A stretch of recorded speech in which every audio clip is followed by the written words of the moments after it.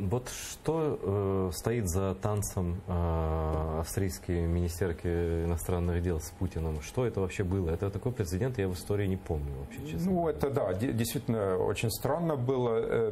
Это может быть и связано с тем, что это неопытный политик, она новый человек в политике.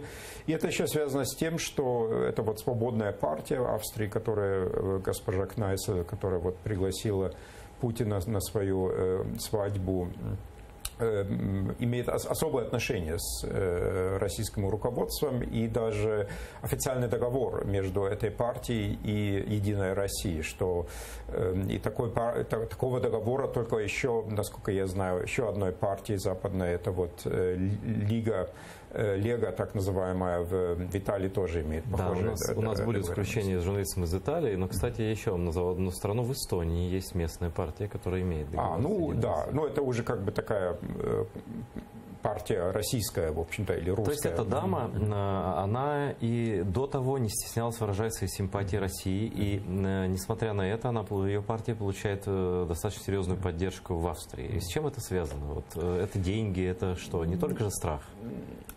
Нет, я думаю, что вот эти победы, скажем, пророссийских австрийских популистов или итальянских пророссийских популистов, они не связаны, собственно, с их внешнеполитическими какими-то взглядами, и в том числе не связаны с их отношениями с Россией.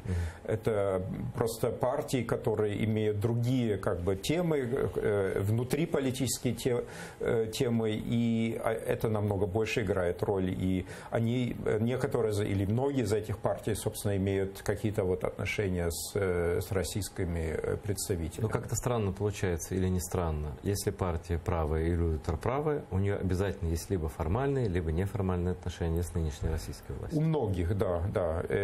Что парадоксально в чем-то, но и не удивляет, потому что я бы сказал, что российский режим сегодня, он во многом отвечает, вот, собственно, идеологии этих правых и праворадикальных партий. А кто кого нашел? Что вперед было, там, курица или яйцо? Что вперед было? Желание их получить финансирование и поддержку? Или же это Россия предприняла некие усилия, чтобы их приручить, прикормить, окучить там? Это очень хороший вопрос и очень такой интересный для меня тоже вопрос. Я думаю, там с обеих сторон это как бы такое есть идеологическая основа. Я бы не сказал, что российский режим фашистский, но он в чем-то уже праворадикальный в своей риторике. Ну, вождизм, милитаризация, да, национализм. Традиционализм тоже. И поэтому вот есть некая вот идеологическая основа, но тем не менее для России это как бы просто оказались те партии, которые наиболее доступные для России.